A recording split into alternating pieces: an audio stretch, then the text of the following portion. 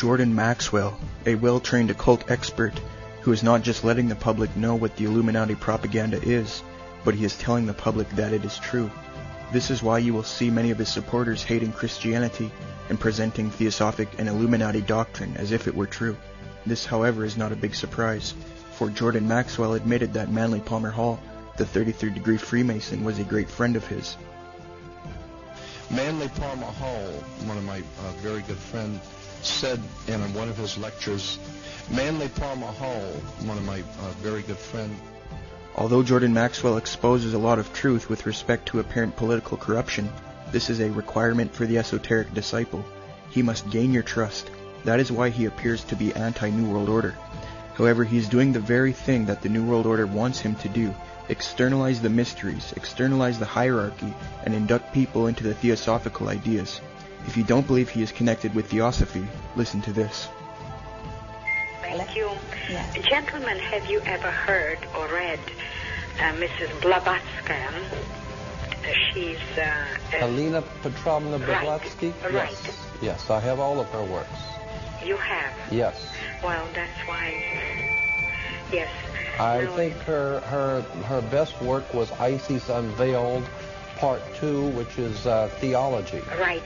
Science. And that was an exceptional work. I think that Helena Petrovna Blavatsky, the Russian mystic, was a very wise and perceptive lady.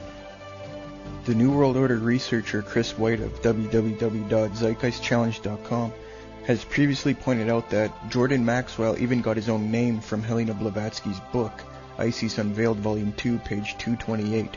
Jordanus Maximus was the Lord Jordan, according to Helena Blavatsky, the Spirit, the living water of grace, the one through whom alone we can be saved. Jordan Maxwell's whole agenda is revealed in the following clip. In fact, he is a theosophic agent externalizing the New Age. Here you will see him trying to persuade an audience that Christianity and Judaism's time is over because they supposedly brought too much things that hurt the world. So now it is time for the New World Order, New Age, and he implicitly admits to being one of the agents to make that happen. I believe that the church and religion in general in the Western world, which is to say Judaism and Christianity, have given to the world much good and has been beneficial. But like any and all technologies and thinking, it has also brought with it many things which have hurt the human family. And so I think that this is why the human family is being mutated. I think we're being brought into a new world that you are not going to recognize in the next 20 to 50 years.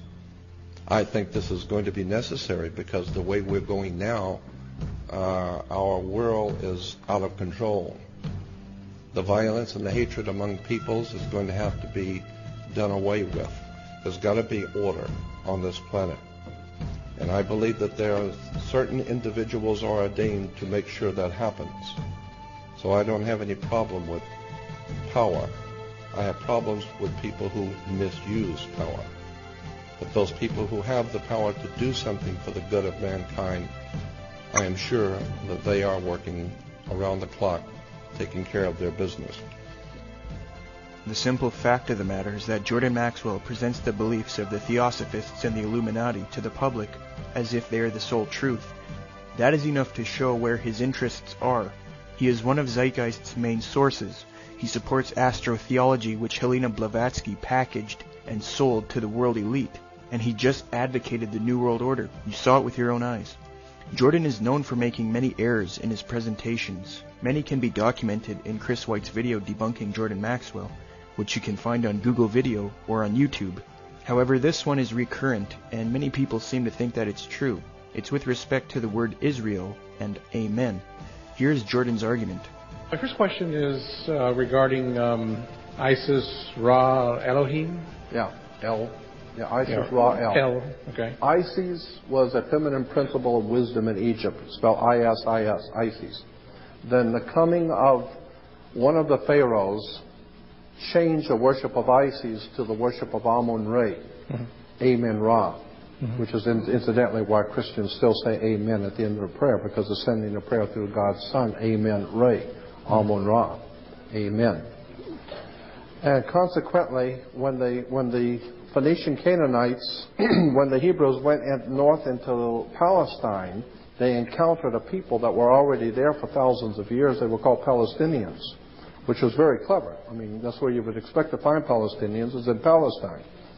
And so when they went into Palestine, they had already learned all the wisdom and the religious teachings of Isis, spelled I-S-I-S. Then they learned the new concept of the new religion of Amun-Re, R-A. And now they encountered the Palestinians, and the Palestinians' god was El, the planet Saturn, El, E-L. Consequently, the religion grew out of Isis, Ra, El, I-S-R-A-E-L. Israel is nothing more than Isis, Ra, and El. That's a wonderful theory. That sounds great. I mean, it sounds well planned, and it was articulated nicely, but it's just simply not true. You see, the problem is Isis is a Greek and Coptic reconstruction of the Egyptian name Usat. Isis was not pronounced Isis in ancient Egypt. Therefore, the name Israel could not have been influenced by the name Isis in antiquity. Now, the correct etymology of the word Israel is the following.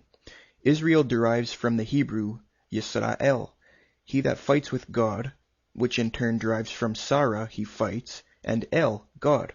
This is with respect to Genesis 32, where Jacob wrestled with God. It has nothing to do with Isis or Ra. Moreover, Amen is Hebrew for so be it. In the Hebrew it is, and is pronounced Ahman, Ahmain. The god Aman is English reconstruction Egyptian Yamanu. As you can see, there is no meaningful connection to the words Amen and Aman in the original languages. Thus Maxwell is only trying to fool you with the English language, and it proves that he's not reliable.